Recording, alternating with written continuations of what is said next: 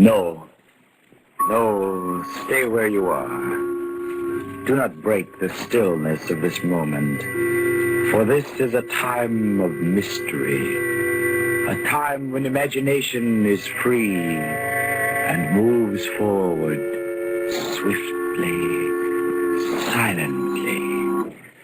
This is the haunting hour.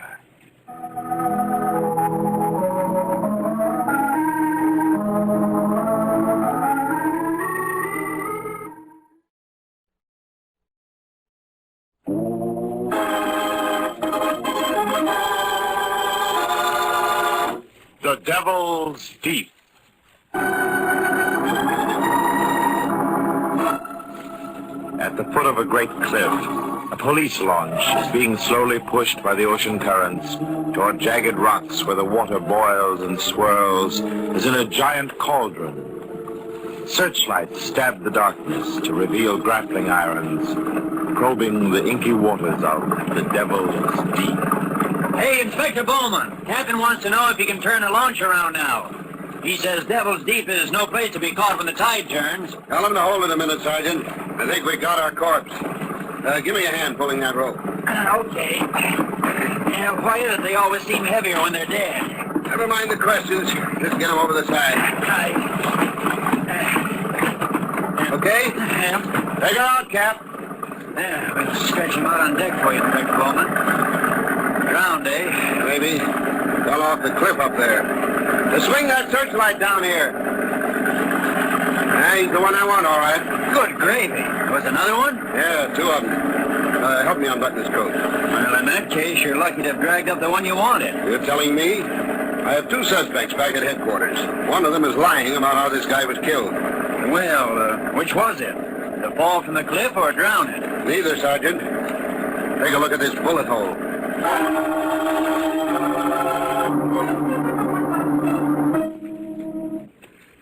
I sent for you, Miss Scott, and you, Mr. Malone, because I have some new evidence. I want the whole story. Everything. But, Inspector Bowman, I told you how it happened. From the beginning this time, Miss Scott. And with no hints from you, Mr. Malone. Well, I'm sorry, Inspector, but this seems unfair. You've got absolutely nothing on either Miss Scott or myself. I'll decide that, Mr. Malone. If you please, Miss Scott. Well, I came here to the island because of my stepbrother. You see, Duncan and I were closer than many real brothers and sisters. I'd taken care of him ever since our folks died. I guess I decided to come that day in the doctor's office when he said... Ever since I've known you, Peggy Scott, you've been saddled with that young brother of yours. Well, I've almost made up my mind to buy a cottage on the island, Dr. Ramsey. Oh, it's a lovely cottage, set back from a high cliff. It's straight out of a storybook. Good. Might get him away from his imagination.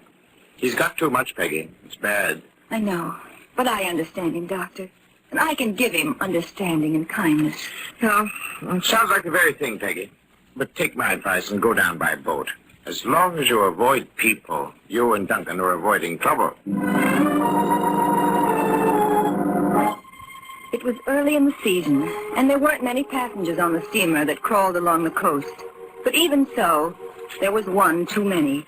For fate sent Mr. Sherman across our path. Events were already closing in on me the first morning when I was trying to make Duncan comfortable in his deck chair. I wish you wouldn't treat me like a baby. I want to go to my stateroom and read. Oh, you promised not to open that trunk full of books until we reached the island, Duncan. Now, here, let me fix that blanket. Leave me alone, will you, Peggy?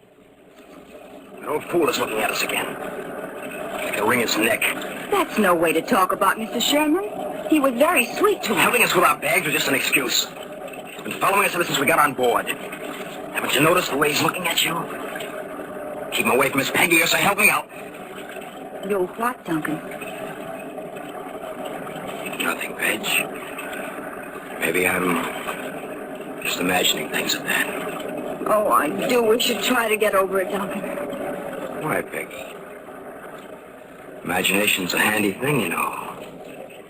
Lots of times it helps you to look into the future.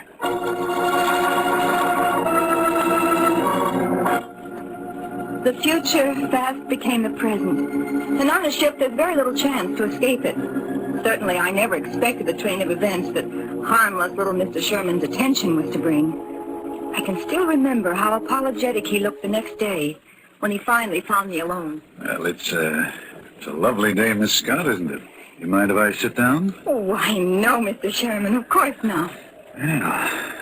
I confess I'm relieved your brother isn't on deck today, Miss Scott. I do believe he dislikes me.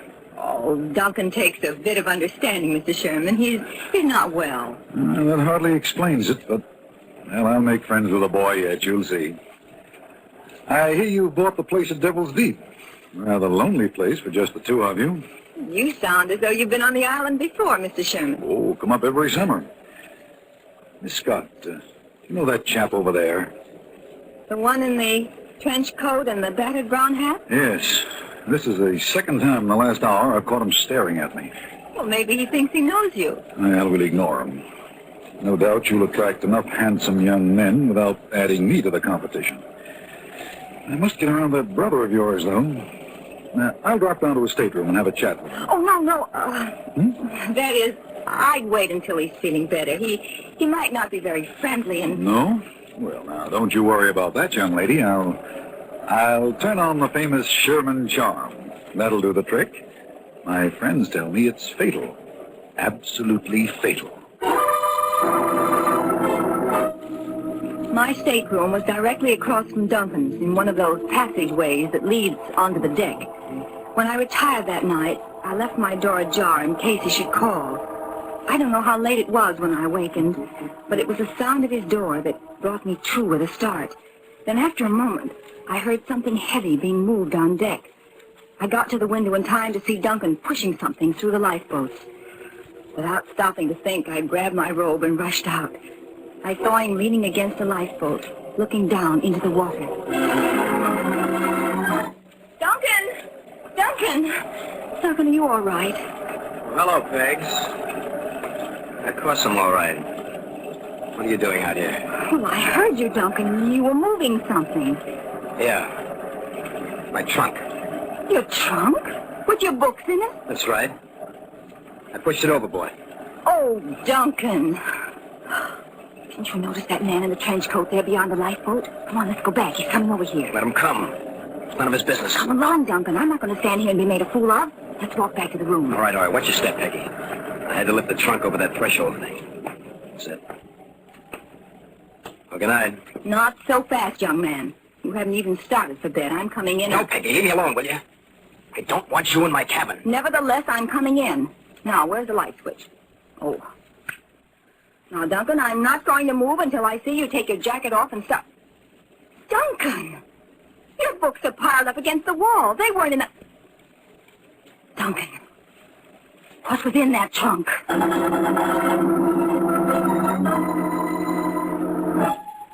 Mr. Sherman had disappeared. When we docked next morning, I looked for him. He didn't get off the boat. The purser hadn't seen him. I was frantic. I couldn't believe Duncan had... Anyway, I decided to go to the cottage first and then come back and phone Dr. Ramsey. As you know, there's no road to Devil's Deep.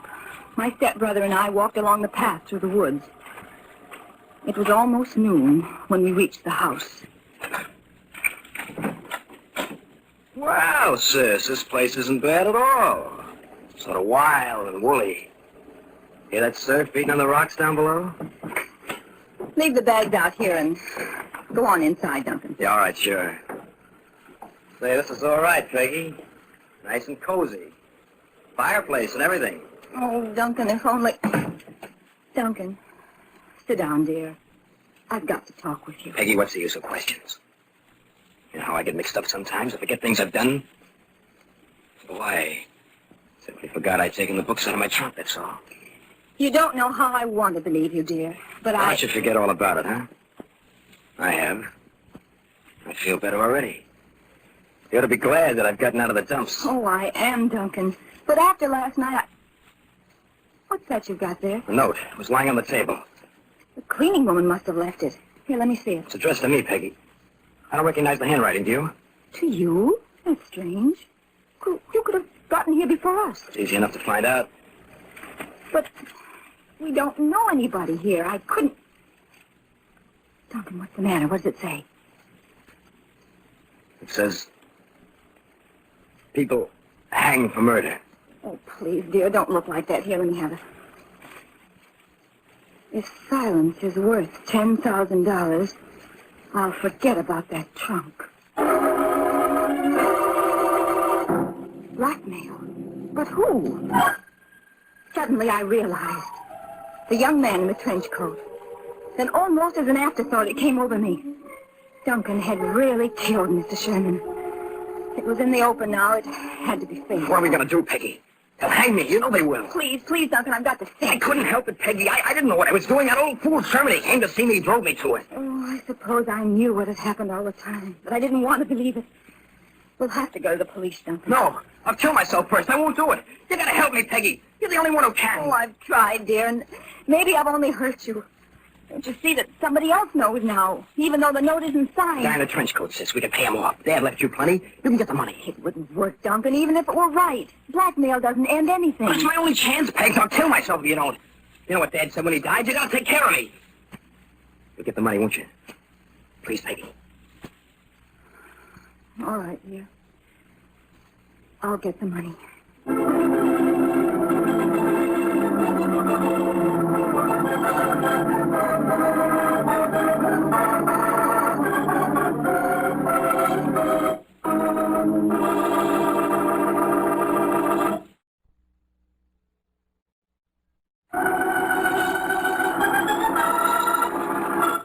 And now, back to the Devil's Deep.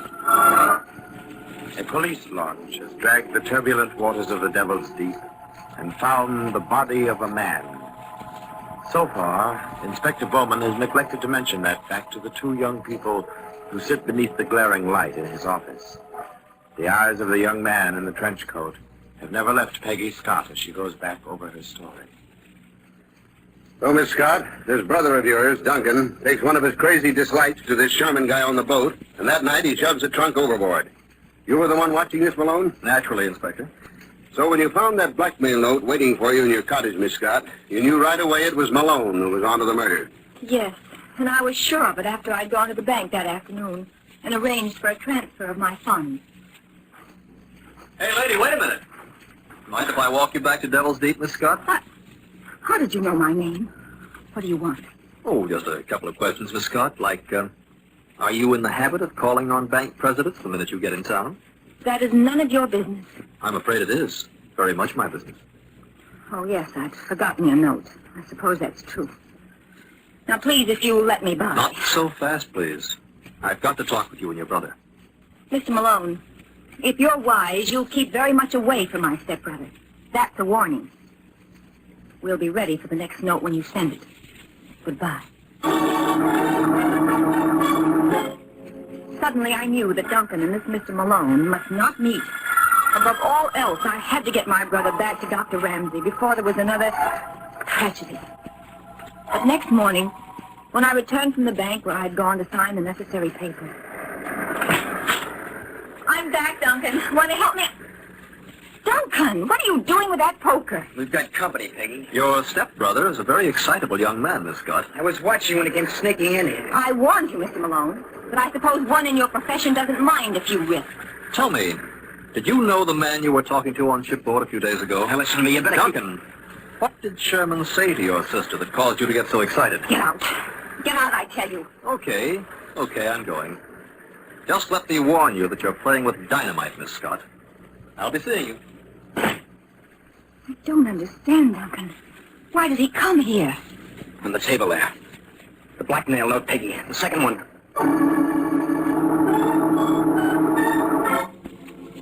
Like Mr. Malone, the note was confident and explicit, even to the denominations of the money to be tied into a package and brought to the cliff that night.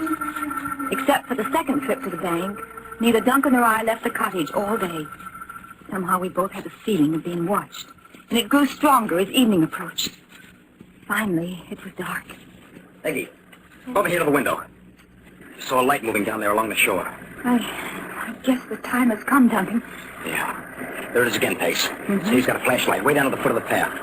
That means that he'll have to come through the woods to get out onto the cliff above Devil's Deep. He picked that spot because it's open ground. He can be sure there's nobody out there except me. Oh, I wish you didn't have to go. We could leave the money there. How could we? The note said me alone with the money. I'd better get out there before he does. Where's that package with the money up in? Here it is. I wondered if you were going to forget it. Forget it. Are you kidding, Peggy? You've got to be honest with me, Duncan. You weren't thinking of doing anything. Anything we'd both be sorry for? What do you mean, like Sherman? Yes. Peggy, I tell you, I was crazy that night. All I want to do is get this over with. You'll see. I'll pay him off, and I'll get right back here. All right, dear. Go quickly now. I'll be waiting for you. But I knew I wouldn't be, for I never intended to let Duncan meet Bob Malone. The package I'd given him contained torn strips of paper. It would never be opened, because I was going to meet the blackmailer before he reached the cliff. Quickly, I got the money and slipped out the back way. There wasn't a sound except for the roar of the surf in the distance. The woods made the night even blacker. When I reached the path, there was no sign of the flashlight. But pretty soon, I thought I heard footsteps coming up. Suddenly, I heard a sound close behind me. As I turned, the earth opened up with a blinding flash, and everything went flat. Slowly, I began to whirl back into the light. I opened my eyes, and so I was back in the cottage, lying on the couch in the living room. After a moment, the ceiling tilted back into place, and I turned my head and tried to focus on the man sitting beside me. It's Bob Malone, Miss Scott. Don't be frightened. You got quite a sock on the head, but you're all right now. Why did you hit me? Don't try to talk.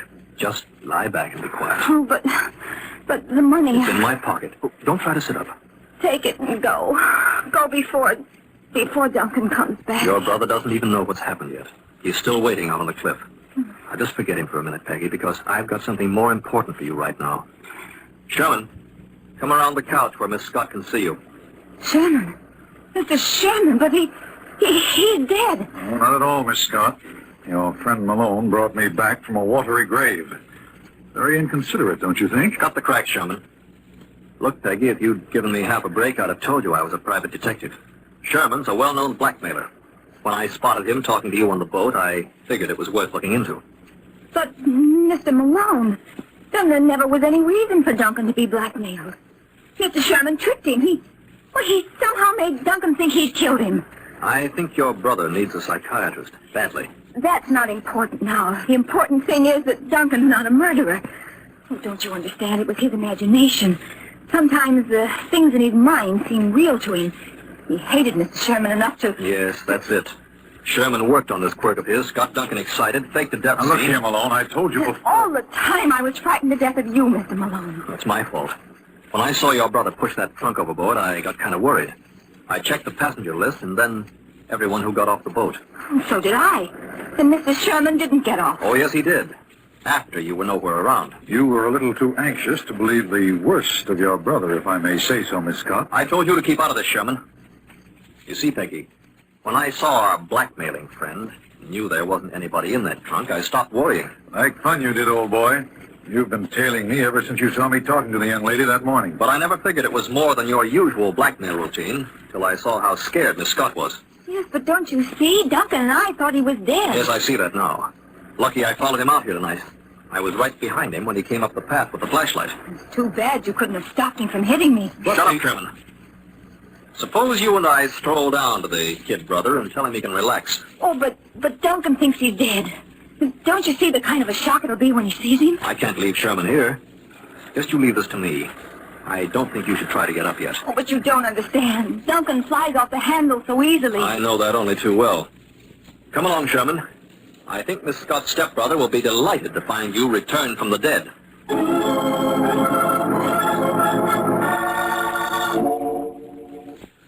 Thank you, Miss Scott. I'll admit that up to this point, your story checks in every detail. But what actually happened afterwards out on that cliff? I don't really know, Inspector Bowman. I never saw Duncan or Mr. Sherman again. Mr. Malone was the only one to come back alive. I have told you what happened out there, Inspector, just as I told Miss Scott. Mr. Malone, you've told me that when Duncan saw Sherman, the man he thought he'd killed, he flew into a rage and attacked him. But Sherman had a revolver, and during the struggle, he shot Duncan, and they both went over the cliff. I'm sure that's what happened, Inspector. I should have known that that's exactly what Duncan would do. I happen to know Sherman's record, Miss Scott. Blackmailer, yes. But he never carried a gun. That's what I thought. Why I didn't bother to search him. I'm afraid I can't believe you, Malone. We dragged the Devil's Deep an hour ago. We recovered Sherman's body. He was the one killed by the bullet. And you think maybe I took things into my own hands? If you didn't, I'm suggesting you tell us differently. Well, you forced me into a corner, Inspector. You asked for it, don't forget. Let's go back to the moment Sherman and I left Miss Scott in the cottage near the cliff. There was a bright moon as the blackmailer and I headed toward the spot where young Duncan sat on a rock, staring down into Devil's Deep. I wonder what Duncan's going to say when he sees me, Malone. I do make a rather healthy corpse, don't you think? That's your worry, Sherman. But I wouldn't like to be in your shoes. You don't go for that poor sick boy line with this kid, do you? I do, Sherman. He's studying to be a manic depressive. He's on the way toward making the grade. Well, in that case, you're going to have a tough time proving anything against me, Malone. The blackmail notes in your handwriting are pretty good evidence, I'd say. Hold it now. Kid's seen us. Now let me handle this. Everything under control, Duncan?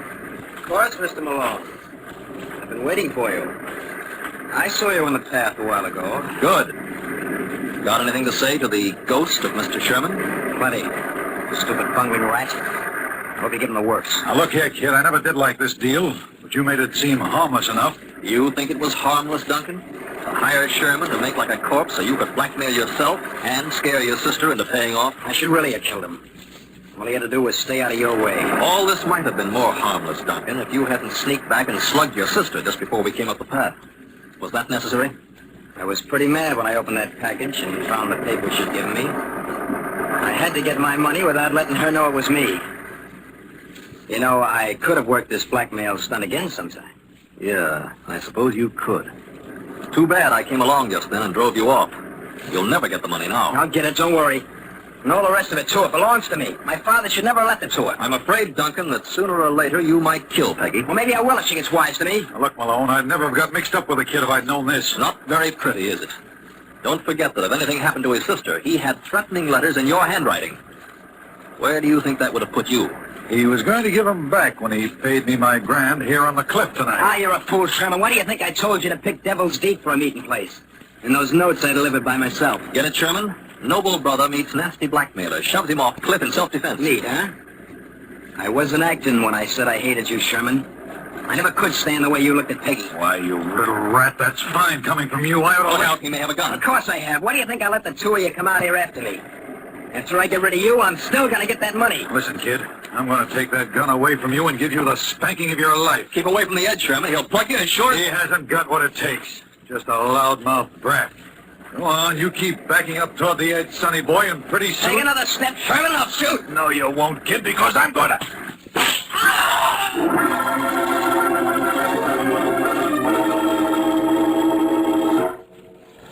That's the story, Inspector. I didn't tell it because I hoped Miss Scott wouldn't have to know. Sorry it had to come out this way, Miss Scott. Oh, if only I could have helped him. You tried. But Duncan was really dangerous. Maybe it's just as well that fate stepped in and took a hand. As though some evil force had claimed him. Yeah. The Devil's Deep.